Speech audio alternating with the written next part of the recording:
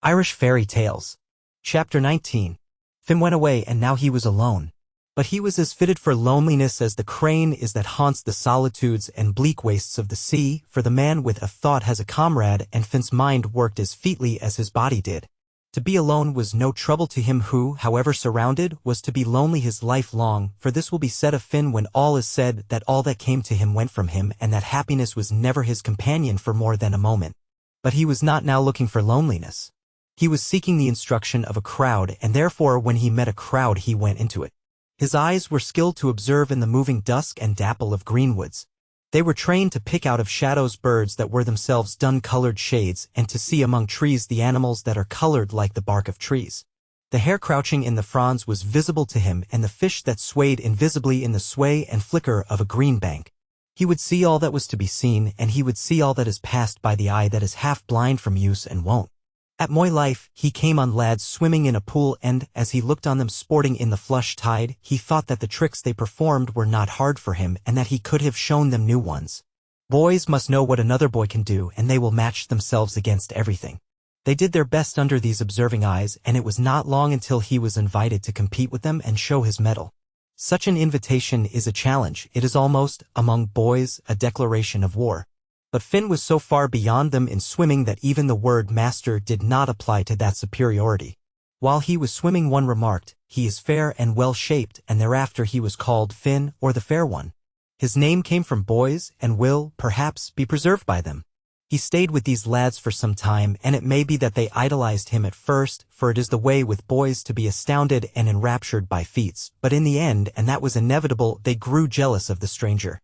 Those who had been the champions before he came would marshal each other, and, by social pressure, would muster all the others against him, so that in the end not a friendly eye was turned on Finn in that assembly. For not only did he beat them at swimming, he beat their best at running and jumping, and when the sport degenerated into violence, as it was bound to, the roughness of Finn would be 10 times as rough as the roughness of the roughest rough they could put forward. Bravery is pride when one is young, and Finn was proud. There must have been anger in his mind as he went away, leaving that lake behind him and those snarling and scowling boys, but there would have been disappointment also, for his desire at this time should have been towards friendliness. He went thence to Loch Lewin and took service with the king of Fintray. That kingdom may have been thus called from Finn himself, and would have been known by another name when he arrived there. He hunted for the king of Fintray, and it soon grew evident that there was no hunter in his service to equal Finn. More, there was no hunter of them all who even distantly approached him in excellence. The others ran after deer, using the speed of their legs, the noses of their dogs, and 1,000 well-worn tricks to bring them within reach, and, often enough, the animal escaped them. But the deer that Finn got the track of did not get away, and it seemed even that the animals sought him, so many did he catch.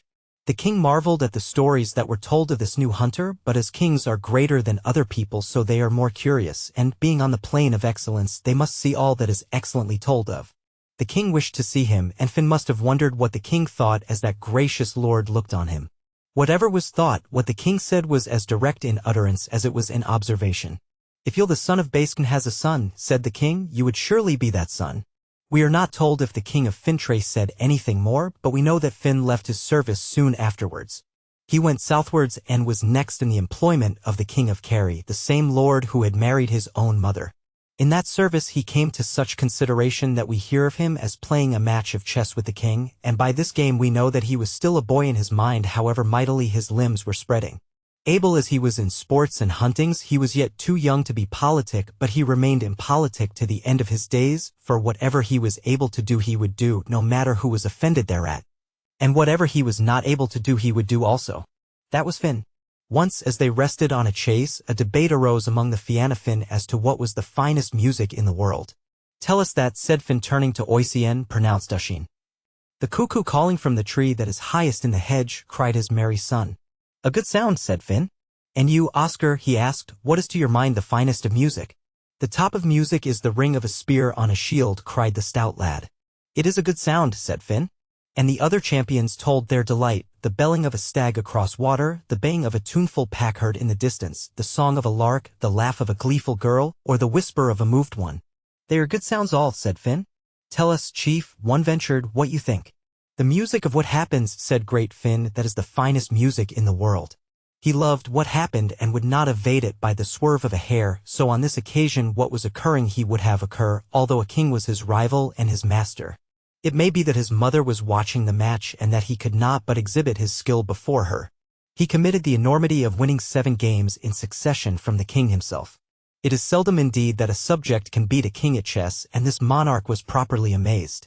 "Who are you at all?" he cried, starting back from the chessboard and staring on Finn. "I am the son of a countryman of the Luigny of Terra," said Finn.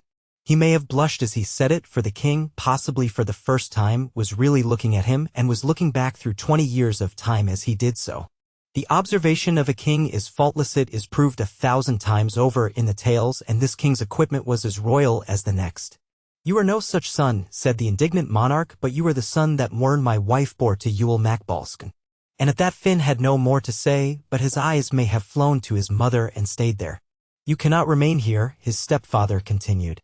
"I do not want you killed under my protection," he explained or complained. Perhaps it was on Finn's account he dreaded the sons of Morna, but no one knows what Finn thought of him, for he never thereafter spoke of his stepfather.